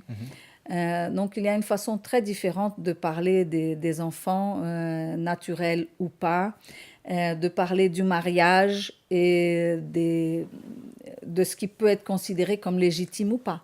Ouais, ouais. Je ne me souviens plus maintenant de quelle héroïne grecque, mais je pense que c'est Clytemnestre, elle était mariée, Clytemnestre, avec un autre homme, et elle a vu son enfant, son nouveau-né, tué par Agamemnon. Elle a dû quitter tout ce qui était à elle pour avoir un nouveau mariage qui était le seul considéré comme légitime. Et en plus, ce gars-là se permet de tuer un enfant légitime de son mariage, qui est Iphigénie. Et c'est pourquoi Clytemnestre, elle est extrêmement fâchée et elle va tuer Agamemnon sans battre des sourcils. Et je crois que ça se comprend, étant donné tout ce qu'elle a vécu. Donc il y a des oppositions très nettes dans la tragédie grecque entre on va dire, la philosophie ou la pensée, l'éthique patrilinéaire et une éthique et une philosophie matrilinéaire. Et c'est l'opposition qu'on retrouve depuis la mythologie entre Héra et Dionysos. Le mariage considéré comme légitime, avec des enfants légitimes qui auront le droit à une citoyenneté, et les autres enfants qui sont considérés des enfants bâtards, illégitimes, et qui n'ont pas le droit d'être citoyens à part entière. D'ailleurs, avec Clytemnestre, ça va être encore une réaction en chaîne, parce qu'on tue sa fille et tue Agamemnon, et ensuite il y a l'autre enfant qui arrive et qui dit t'as tué mon père. Voilà, donc en plus tu te remaries, tu te remets avec un gars qui n'a rien à voir avec. Voilà. Et donc Clytemnestre va être tué aussi, et ça continue de se développer, et toujours avec des références très claires au fait que le seul mariage considéré comme légitime par le fils de Clytemnestre, c'est le mariage avec son père. Les autres ne sont pas légitimes, celui qu'elle avait eu avant, ni celui qu'elle a eu après. Et donc, il va tuer sa mère parce qu'il trouve qu'elle ne peut pas se remarier. Et il y a quelque chose donc d'extrêmement politique et revendicateur en fait dans le théâtre grec à ce niveau-là. Bien sûr. Ça exprime des désirs, mais il y a plein de tragédies, mais dans celle-ci, le désir des femmes, etc., qu'on respecte justement leurs désirs et leurs droits. Et donc ça, c'est quelque chose non plus que j'avais pas complètement repéré dans le théâtre grec, c'est ce côté politique et revendicateur que j'ai trouvé dans ton livre. Il y a quelques auteurs qui le voient quand même. Il y a notamment Hegel qui a vu une opposition entre deux types de droits. Le droit positif de la cité et le droit naturel, qui est plutôt celui qui est revendiqué par les femmes. Mais c'est vrai qu'il y a beaucoup d'auteurs qui n'ont pas vu au-delà du fait que, la tragédie, elle a un côté politique parce qu'elle se passe dans la police, parce qu'il y a il y a des choses qui ne peuvent être dites que dans la tragédie, mais cette opposition entre deux types de droits, entre deux types de visions de monde, n'a pas été très développée par les auteurs, par les gens qui ont lu les tragédies. Non, moi, ça m'a sauté aux yeux, parce que comme je venais d'avoir fait une étude très profonde sur la mythologie grecque, et en particulier sur cette opposition entre Héra, la déesse du mariage, et Dionysos, on va dire le dieu d'une sexualité libérée, particulièrement pour les femmes, ça devient limpide quand on regarde les tragédies, quand on voit les textes des tragédies. Et l'image type de la rebelle, alors c'est pas seulement chez les mères du coup, mais c'est aussi chez les filles, voire chez les sœurs, c'est en fait Antigone, qui... Alors c'est l'histoire avec ses deux frères en fait. Qu'est-ce que tu peux nous dire Antigone ? Alors, ce qui est très intéressant au sujet de cette tragédie de Sophocle, c'est que Antigone, elle veut enterrer un de ses frères qui combattait la cité. Alors qu'elle avait deux frères, l'un a combattu pour la cité, il a eu le droit d'enterrement comme tous les jeunes gens qui meurent pour leur cité. L'autre frère n'a pas eu ce droit, et elle va se battre parce qu'elle va parler d'un droit qui est lié au ventre, qui est lié au fait qu'ils sont issus d'un même ventre, et que donc l'autre frère aurait le droit, exactement comme le premier, à être enterré. Et elle va être nommée Bacchante, Antigone. Elle est tenue pour folle, hein, complètement folle et délirante par sa sœur qui trouve qu'elle elle est complètement en dehors de la raison de vouloir enterrer ce frère. Et elle va être nommée Bacchante. Et effectivement, quand elle parle des droits du ventre et des lois du ventre, Antigone est parfaitement alignée avec la philosophie, avec l'éthique propre aux Bacchantes, propre aux femmes. Voilà. Et ça aussi, bon, il y a beaucoup enfin, la majorité des lecteurs de Sophocle n'ont pas vu qu'elle était nommée Bacchante, ni ce que ça pouvait dire, ni pourquoi c'était le cas. Bien sûr. Hein, mais pour moi, c'était absolument évident. Il y a des passages, bon, je ne les ai pas en tête maintenant, mais il y a des passages où c'est extrêmement précis. Les mots utilisés sont absolument clairs. Absolument clair. Donc, Antigone était une Bacchante. Et je voudrais en revenir sur quelque chose qui me semble assez important. Je me souviens dans l'histoire du culte de Bacchus d'Henri Jeanmaire, il adore comparer, il fait beaucoup de comparatisme et il compare le dionysisme avec un esprit assez chamanique. Voire il va voir en fait dans les religions orientales, même je crois chez les soufis. Toi aussi t'en parles, t'as un bout de ton livre. Il y a du chamanisme dans les Bacchante, dans le rituel des Bacchante, c'est clair. Par le fait qu'elle s'habille en animal. Elle non seulement elle danse en imitant un animal sauvage, mais en plus elle porte des peaux d'animaux sauvages. Et donc elles vont effectivement faire comme si elles étaient un animal. Et elles vont rentrer en transe. Elles vont utiliser aussi le tambourin, qui est une percussion qui est très utilisée par les chamans. Bon, évidemment, tout n'est pas exactement pareil. Hein. Il y a Mircea Eliade il va dire que le chamanisme est propre de certaines religions orientales et il ne veut pas voir du chamanisme ailleurs qu'en Asie. Mais bon, ça, je ne dis pas que le rituel des Bacchante, c'est du chamanisme, mais qu'il y a des traits chamaniques dans le rituel des Bacchante, justement par ces fêtes-là. Bien sûr. Même s'il y en a qui rappellent que le chamanisme n'est pas une religion, oui, en réalité, c'est une technique archaïque de l'extase. C'est ça, c'est exactement ça. Alors que là, on est dans une religion. Oui. C'est la religion. On est dans une spiritualité, parce que la religion, c'est la religion grecque. C'est vrai que j'extrapole un petit peu quand je parle de religion dionysiaque, parce qu'elle est tellement différente. Elle est tellement en opposition au culte dont on entend parler normalement dans les villes grecques de la Grèce antique, ou même archaïque. Que j'ai osé parler d'une religion dionysiaque. Mais en fait, on devrait parler d'une religion grecque et du culte dionysiaque qui possède le culte des Bacchante, en particulier des traits chamaniques assez prononcés. Ouais, c'est ce qu'on disait. Enfin, moi, je ne sais pas si c'est une bonne formulation pour toi, mais il y a plusieurs types de dionysisme. Je ne sais pas si on peut compter parmi... dans le dionysisme, les fêtes en l'honneur de Dionysos, par exemple, les antestéries, les l'aîné. Bien sûr, Dionysos, bien sûr, tout le complexe de fêtes qui se passait dans les villes en honneur de Dionysos, c'est du dionysisme. Les antestéries, les l'aîné, les tragédies, tout ça, c'est dans le contexte de la spiritualité dionysiaque. Ce qui ne peut pas être considéré comme du dionysisme, et là, c'est on va dire, c'est une exigence pour comprendre cette spiritualité. On ne peut pas confondre, c'est l'orphisme avec le dionysisme, parce que l'orphisme est une secte végétarienne, donc déjà, ça n'a rien à voir avec ni le sparagmos, ni l'homophagie, et en plus, l'orphisme, bon...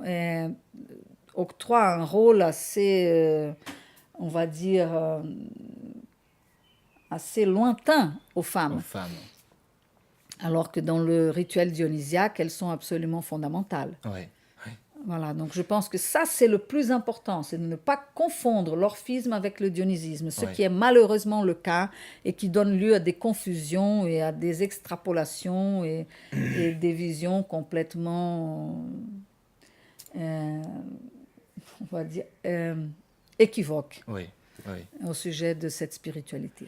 Et puis c'est des ascétiques, et puis leur mythe de Dionysos a un sens tellement différent que bah, les mythes qui leur sont euh, antérieurs en fait, parce qu'il y en a qui parlent de dionysisme réformé, même si tu crois pas que c'est du dionysisme, mais ils recyclent le mythe en mettant Dionysos dévoré par les titans, etc. C'est pas du Voilà. tout un sens qu'il y avait.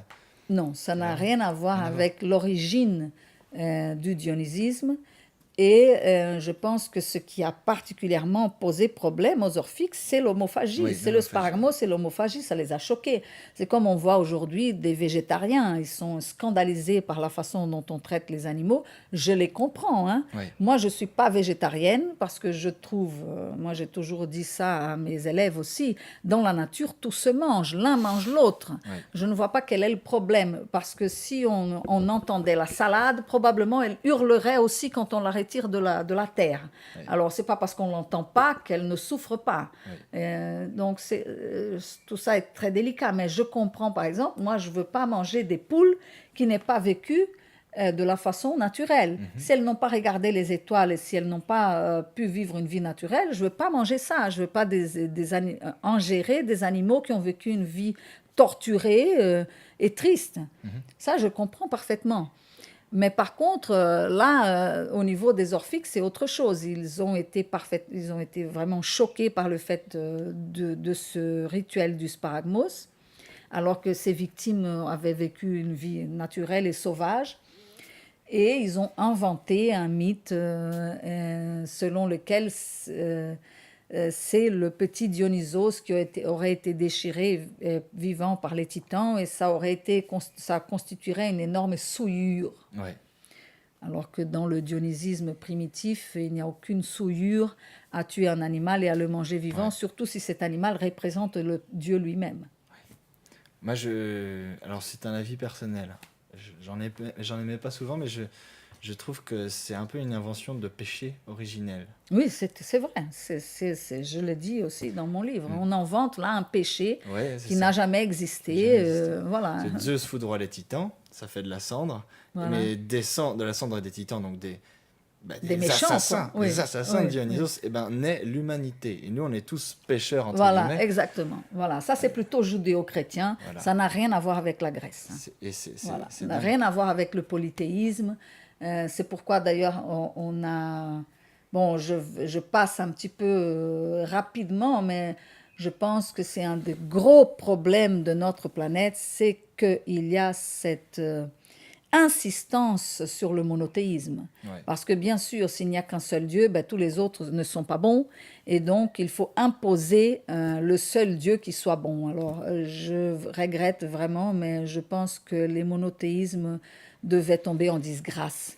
Et que si on était des êtres plus, on va dire, lucides ou alors plus ouverts, on devrait accepter le fait qu'il y ait plusieurs dieux, plusieurs déesses et que chacun a le droit de croire absolument à ce qu'il veut et qu'il n'y a aucun mal à avoir une foi quelle qu'elle soit ou même à ne pas en avoir du tout. Ouais. Je ne vois pas quel est le problème. Ouais. D'ailleurs, si on fait la différence entre l'orphisme, qui était un ascétisme, hein, non seulement il ne fallait pas manger de viande, mais je crois qu'ils étaient vêtus de blanc, il y avait énormément de privations, je ne sais plus exactement. Oui, et il y avait même aussi des problèmes avec la sexualité. Oui. Le corps. Voilà, le corps. Le corps, pourquoi le corps Tombeau de l'âme. Voilà, le corps tombeau de l'âme, c'est-à-dire le corps est inférieur à l'âme et de là partent tous les problèmes de notre humanité. Ouais. Hein, des refoulements, des problèmes avec la sexualité, notamment pour les femmes, mais aussi pour des hommes, les prêtres, et on en arrive à des des scandales de pédophilie, parce que nous avons une sexualité complètement réprimée, parce que le normal, ça aurait été que tout le monde se promène nu partout et qu'il n'y ait pas de problème. Mais malheureusement, par le fait que le corps est considéré moins intéressant, moins important, souillé, on en vient un niveau de la civilisation qui est vraiment absolument ahurissant, quoi. C'est triste de voir ce qu'on est en train de vivre sur cette planète en ce moment. C'est vraiment triste. Ben justement, si on passe au thème de la fête, on parlait des anthestérides, des l'aîné, il y a les Dionysies rurales aussi et urbaines. Oui. Est-ce qu'on pourrait au moins parler des anthestéries, la fête des fleurs? J'aime beaucoup le thème. Qu'est-ce qui se passait? Tu as quelques détails sur cette fête qui était à Athènes. Ça se passait à Athènes, mais aussi dans d'autres villes grecques. Les anthestéries, c'était les fêtes du printemps, les fêtes des fleurs, parce que anthos, ça veut dire fleur. C'était une fête, en fait, où il y avait lieu un certain nombre de transgressions. D'abord, les esclaves et les hommes libres se réunissaient ensemble dans la maison des lois pour boire ensemble. Les jeunes filles se balançaient dans des balançoires en récitant des couplets obscènes. L'origine de la balançoire, ça m'a plu beaucoup dans ton livre. Tu parles des filles qui se balancent sur la balançoire, c'est ça, avec des couplets obscènes. Voilà, donc elles ont là le droit, un droit qu'elles n'ont pas à d'autres moments de l'année, de se référer à la sexualité et d'avoir cette symbolique de la balançoire, c'est-à-dire je me balance au-dessus de la terre, ou je me balance parce que j'aurais besoin de me balancer quand je serai en train de faire l'amour. Ouais, c'est une symbolique sexuelle assez prononcée. Les petits garçons, à partir de l'âge de 3 ans, ils avaient le droit à une petite cruche de vin. Enfin, les morts viennent se promener dans la ville. Oui, il y a cet épisode du bateau. Il y a un bateau qui part de la mer. Il est sur, je sais plus, sur des rondins de bois ou je sais plus quoi. Il le transporte jusqu'en ville. Oui. Et ils disent que c'est Dionysos qui arrive de la mer avec tous les morts et que les morts en fait se mêlent aux vivants. Se mêlent aux vivants le 3e jour de la fête pour Dionysos. Donc il y a tout devient possible. Il n'y a plus de distinction entre les morts, les vivants, les esclaves, les hommes libres, les enfants, les adultes, les femmes, les hommes. Tout est possible. Oui. Et ça, bien sûr, ça rappelle énormément le carnaval brésilien. Oui, évidemment. Bien sûr. Un moment de l'année au Brésil, en particulier à Rio, mais dans plein d'autres endroits au Brésil, où toutes les distinctions s'effondrent et même l'activité économique n'existe pas parce que ce sont des jours où les banques sont fermées, tout le monde est déguisé, tu peux être ce que tu veux. La liberté sexuelle est très grande, si on veut. Et il y a tout il y a la samba, les percussions, donc il y a toute une atmosphère. Les gens boivent beaucoup, surtout de la bière, parce qu'il fait une chaleur atroce au Brésil au moment du carnaval. Mais enfin, c'est une libération totale de l'identité. Ouais.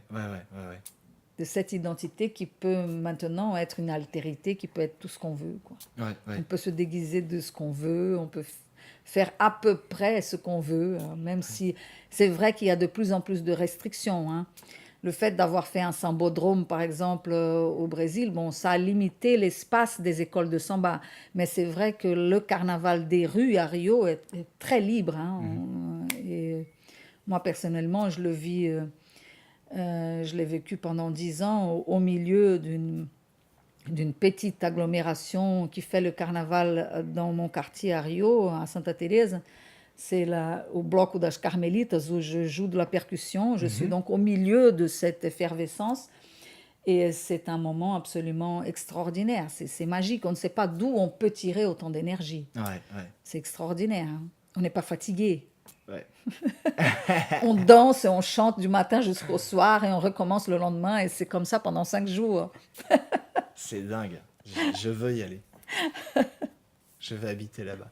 Euh, je lisais un livre sur le carnaval médiéval il y a quelques jours et j'étais surpris par le nombre de jours de repos. Bon, évidemment, c'était des jours où il fallait aller à la prière.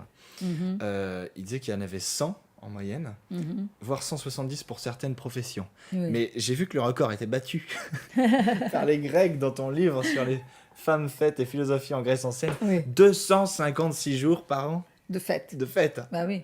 Mais ça ne veut pas dire que les gens ne travaillaient pas, hein. Ça veut Oui. dire qu'ils participaient quand même, qu'il y avait des festivités, des choses à faire par ailleurs. De toute façon, si on était raisonnable, Pierre, euh, on ne travaillerait pas le nombre d'heures qu'on travaille, ni le nombre de mois qu'on travaille. C'est scandaleux, c'est de l'esclavage moderne, parce que les philosophes de la Renaissance déjà nous proposaient de travailler 4 heures par jour maximum, et que le reste du temps, on s'occupe des choses qui nous font plaisir, parce que ça aussi, c'est du travail. S'occuper des enfants, penser, lire, écouter de la musique, tout ça, ça enrichit les êtres humains, et faire de l'art, chanter, dessiner, peindre, danser, faire du cinéma. Enfin, il y a tant d'activités, il y aurait à faire pour tout le monde, et on ne vivrait pas une vie de dingue comme on vit, asservi à un système complètement abrutissant pour les êtres humains, où on a des salaires minimums absolument scandaleux dans des pays comme en Afrique ou en Amérique du Sud, par exemple, ou en Asie, où les gens meurent de faim et travaillent 26 jours par mois, 10 heures par jour, et ne voient jamais leurs enfants, ne peuvent jamais vivre. Mhm. Et donc, bon, ben, je trouve que 200 jours de fête par an, c'est bien. S'ils pouvaient vraiment s'arrêter, quoi. Je pense pas que c'était le cas, hein, Ouais, en Grèce, mais je pense que ça serait raisonnable. ouais, 4 heures par jour, c'est un maximum. ouais. Je voulais lire un petit passage de ton livre, alors qu'il n'est pas dans Dionysos en transe, Oui, mais qui est dans Femmes, fêtes et philosophie en Grèce ancienne. oui, Je peux. bien C'est sûr. un petit passage. Je sais même plus ce qu'il dit. Je vais dans tous les sens dans cette interview, mais c'est bien. Ah oui, alors c'est puissant. L'expérience de la transe dionysiaque, alors c'est un tout petit peu long, mais bon, ça vaut le coup je trouve, était exclusivement réservée aux femmes. Elle s'appuyait sur des pratiques relevant du chamanisme et son contenu mystique était rattaché à une expérience du féminin, de la grossesse et de la maternité. Une ménade n'avait pas forcément d'enfant biologique, mais elle vivait une maternité très large, qui va du soin des arbres et celui des enfants, en passant par les animaux, qui va des sons prophétiques aux dons de guérison. C'était là le message du ménadisme, aidant ainsi les femmes à la compréhension profonde du sens de la maternité et montrant du même coup l'absolue positivité et nécessité du féminin et des femmes. Comme ça, je fais un rappel de l'interview. Et c'est là le message important aussi, je trouve. En tant que message d'amour, le ménadisme clame en faveur de l'amour maternel, de l'amour féminin, d'un amour de don et non de possession, d'un amour en largeur autant qu'en profondeur qui devrait embrasser tous les êtres vivants. Le message du ménadisme est donc pour nous d'une extrême actualité. Il est porteur d'une éthique d'amour et de soins respectueuse de la nature et de tous les êtres vivants, et d'une sagesse féminine de don, de partage, de solidarité et d'amitié, qui nous parle bien de philosophie, comprise non comme une amitié pour la sagesse, mais comme une sagesse de l'amitié. Jolie formule. Cette sagesse qui reconnaît dans la nature l'existence d'entités sacrées, telles les arbres et les sources, personnifiées chez les Grecs par les nymphes, modèle mythologique des bacchantes, a permis à l'humanité de sauvegarder notre terre pendant des millénaires. Sagesse d'amitié pour la vie, pour la nature et pour les dieux, le rituel des bacchantes était naturellement un engagement religieux, éthique et sans doute aussi politique, pour la défense de la paix, des femmes, des enfants et de leurs droits, de la nature et de la justice, comprise comme la mise en commun de tous les biens, et en particulier des biens naturels. Puisse cette sagesse nous inspirer la transformation de regard qui servira de base à la métamorphose de nos vies et de nos comportements vis-à-vis de l'autre sur cette planète. Il y a quelque chose d'en fait très écologique bien dans le sûr. message aussi. Bien sûr. du fait qu'il y avait cette prescription de ne pas toucher à des arbres fruitiers, de ne pas obstruer des sources, le fait d'allaiter des animaux sauvages, tout ça nous parle d'une écologie, bien sûr, de l'écologie, mais aussi du soin qu'on peut apporter à tous les êtres vivants, quels qu'ils soient, et en rappelant cette infime différence qu'il y a en fait dans nos génomes entre un arbre, un être humain et un animal, bon, ben, il serait urgent que l'humanité se réveille Mhm. et que on plante des arbres au lieu que de les couper. J'ai été en Chine pendant 3 mois en 2013 et j'ai su qu'il y a un jour par an où tous les Chinois plantent un arbre. Mhm. Vous imaginez 1 billion de personnes en train de planter un arbre. Ben, si l'humanité pouvait une fois par an planter un arbre, peut-être que ça aiderait à ce qu'on puisse commencer à s'en sortir. Aussi le fait qu'on respecte la différence, que si l'autre il parle une autre langue, qu'il a une autre religion, qu'il vient d'un autre endroit, qu'il soit vert, qu'il soit blanc, qu'il soit noir, peu importe, que ça soit un arbre, que ça soit un animal, c'est une urgence, hein, parce que sinon c'est bientôt la fin, hein. Mhm. Je le crains fortement, hein. Euh, tout ça, c'est vrai que ça m'émeut dans un moment particulièrement difficile pour l'humanité, hein, Mhm. parce que c'est très dur ce qu'on est en train de vivre là. Beaucoup de guerres, beaucoup d'armes vendues partout, des propos absolument scandaleux au sujet des femmes et au sujet de l'altérité d'une façon générale. Mhm. Mhm. Donc, il y a là véritablement une urgence. C'est vrai que ça m'émeut beaucoup. Je viens du Brésil. On est en train de vivre une situation absolument ahurissante en ce moment au Brésil, avec un coup d'État qui s'est produit et où maintenant on se permet tout et n'importe quoi, Mhm. à ouvrir les terres des Indiens pour la minération de l'or. On coupe les mains à des Indiens qui sont en train de lutter pour leurs terres. Bon, on veut privatiser le plus grand aquifère brésilien et le donner à Nestlé.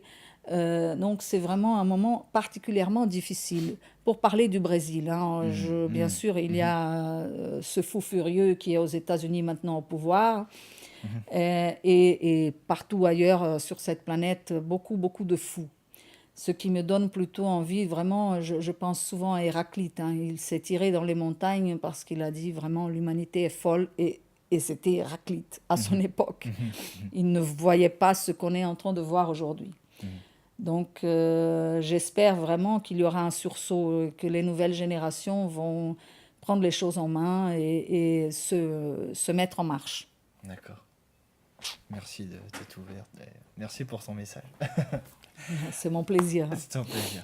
J'aimerais faire l'avant-conclusion sur un chapitre de ton livre Femmes, fêtes et philosophie en Grèce ancienne qui m'a absolument renversé. En fait, c'est sur Diotime Oui. de Mantinet. J'aimerais que tu nous en parles un peu. Parce que, un petit peu. Parce que, Ouais, ouais. parce que c'est quelque chose d'énorme. Déjà, je sais que tu y es attaché à ce personnage. Je suis très Très attachée attaché. à cette figure féminine euh,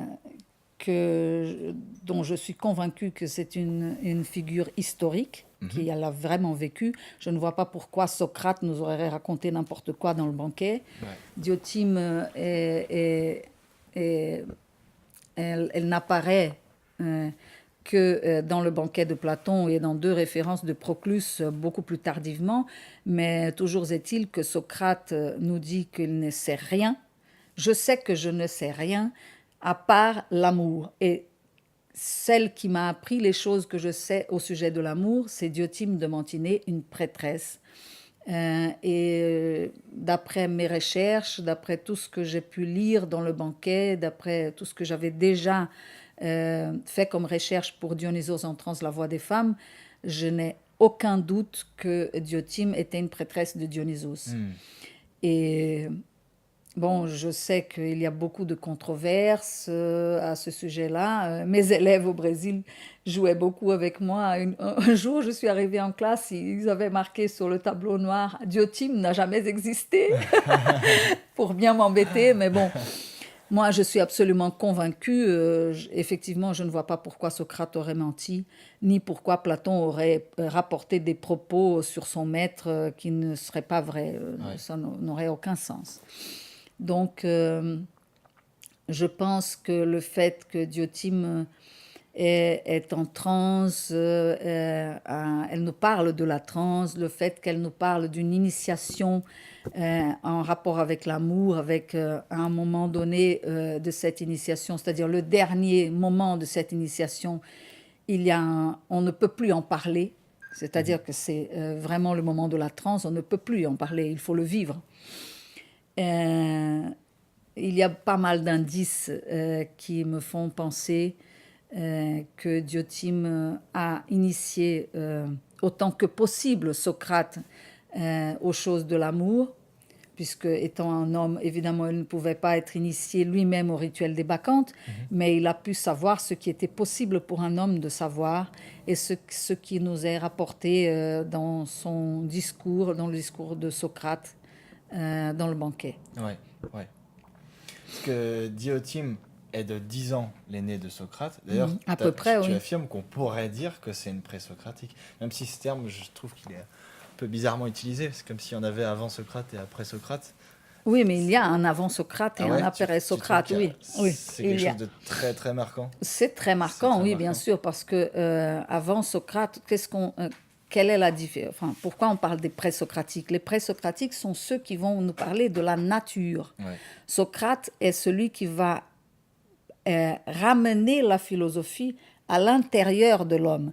Et donc, il y a vraiment là, bon, Socrate et ou Platon, hein, parce qu'on a souvent du mal à faire la différence. D'ailleurs, moi, je n'ai aucun mal à faire cette différence-là. Pour moi, c'est clair et net. Hein. Mais bon, c'est vrai. Ouais. quand Socrate dit « je sais que je ne sais rien, la seule chose que je sais, c'est l'amour », c'est clair ce qui est du Socrate et ce qui est du Platon. Du Socrate, c'est quand il y a les dialogues où on arrive à des impasses, parce qu'il sait qu'il ne sait rien, et là où il est question d'amour et d'amitié. Quand il n'y est plus question ni d'impasse sur la question dont on traite, ni où il n'y est plus question ni d'amour ni d'amitié, c'est du Platon. Ouais. Voilà. Mais bon, Diotime, j'ai fait un effort pour essayer de la situer aussi bien enfin, historiquement que par rapport à son âge, par rapport à l'âge de Socrate. J'ai essayé de faire des calculs pour savoir à peu près Ouais. quelle aurait pu être la différence d'âge entre eux. Et je vais aussi, je la mets parmi les présocratiques parce qu'elle va nous parler de la nature. Elle va nous dire que l'amour, elle va le rapporter, cet amour, même aux animaux. Ouais. Elle va dire que l'amour, c'est la volonté de laisser après soi un autre être. Et ça, c'est vrai pour toute la nature. Hein. Et donc, elle traite plutôt de questions qui seraient, qu'on pourrait rapporter aux présocratiques. Quoi. Elle parle plutôt de la physis. Oui, c'est ça, la physis. Voilà. J'ai cru lire dans ton livre que selon elle, l'amour serait partout dans la physis, qu'elle serait comme tu disais, une sorte d'instinct de conservation Oui. chez les animaux. Oui. Mais chez les hommes, il y a une petite différence, si je peux me permettre de remarquer ça. C'est que c'est très large comme éventail de ce qu'elle dit. Est-ce que ça peut être cette espèce d'amour ascensionnel par la beauté du corps, et notamment par la création poétique, Oui. par la création Bien de lois sûr. pour la cité. Bien sûr. C'est bien très sûr, large. En bien fait, sûr. tout ce qui va nous faire créer de la beauté qui puisse se perpétuer, Voilà. c'est ça, c'est C'est là où ça. elle va en venir. C'est ça. C'est C'est là où... son message à Diotime. Voilà, c'est ça. C'est donc un message d'amour extrêmement large. C'est Ouais. pourquoi, effectivement, elle tient vraiment du ménadisme. Oui, Parce que ça part de ce désir de laisser quelque chose après soi, qui peut être de l'ordre du physique, d'un enfant biologique, d'un enfant adopté, d'une poésie, d'un poème, d'une chanson, d'un film, d'une pièce de théâtre. Ouais. tout ce qu'on peut laisser après soi, qui pourra survivre à nous-mêmes et qui pourra aider l'humanité d'une façon quelconque, Ouais. est de l'ordre de l'amour. Voilà. C'est pour ça que je la trouve très. Elle parle beaucoup en fait à toutes les époques. C'est Bien Diotime de sûr, Lantigné. bien sûr. Elle nous parle jusqu'à aujourd'hui. Hein. Elle est extrêmement contemporaine, en fait, Diotime. D'accord. Alors, pour la conclusion, j'aimerais que tu me parles du message dionysiaque par rapport à la physis. Parce que tu remarques dans ton livre que la physis, comment on peut la définir? Moi, je dis c'est la créativité du cosmos. C'est une sorte de poussée, de croissance partout. Oui, Qu'est-ce que c'est? physis vient de phuein, qui veut dire croître. Hein. Ouais, Mais la traduction qu'on en fait généralement, c'est nature. ouais, Hein. la nature. Le message dionysiaque par rapport à la nature, c'est de préserver la continuité de la vie, Ouais, hein, de ne pas interrompre la chaîne de la vie, hein, qu'on ne puisse pas se permettre de tuer des animaux pour le plaisir de les tuer, jusqu'à les amener à extinction, comme ça peut être le cas des éléphants ou des rhinocéros noirs ou plein d'autres espèces qu'on est en train de décimer sur la planète. Il y a ça.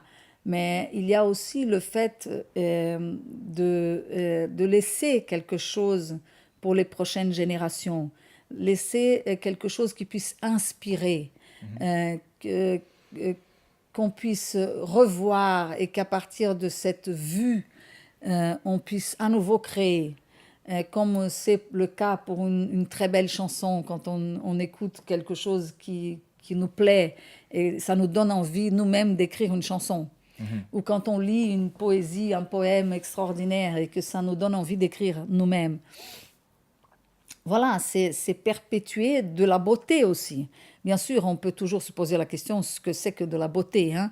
Et la beauté, si on veut en parler en sens large, on peut parler d'harmonie, hein, de quelque chose d'harmonieux, comme ce serait la santé aussi. Diotime, elle dit par exemple que l'œuvre de médecin, c'est une œuvre d'amour. Et parce que la santé, c'est de l'ordre de l'harmonie du corps. Et pour établir ou rétablir cette harmonie, il faut bien de l'amour. Et un corps malade est un corps qui n'est plus en harmonie. Donc c'est ça, le message dionysiaque est un message extrêmement large, mais qui comprend surtout cette volonté de préserver la nature, la vie.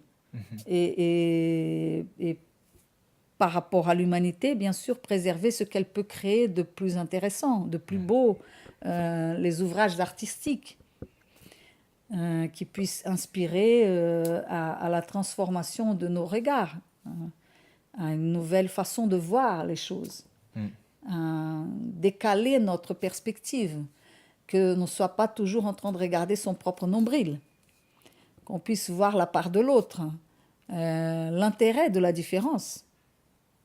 La joie que ça peut être de rencontrer quelqu'un ou une tradition, une culture complètement différente. l'étranger, l'étrange. Voilà, Dionysos. voilà. Dionysos, en personne. Bah merci Clara, c'était vraiment une interview déjà que j'attendais et ça a comblé mes attentes. Ah, ben merci beaucoup, c'est très gentil, c'était mon plaisir. Vraiment, c'est toujours un plaisir de parler de Dionysos et de revenir à la Grèce qui me tient énormément à cœur. Salut. Merci beaucoup. Merci à toi. Merci.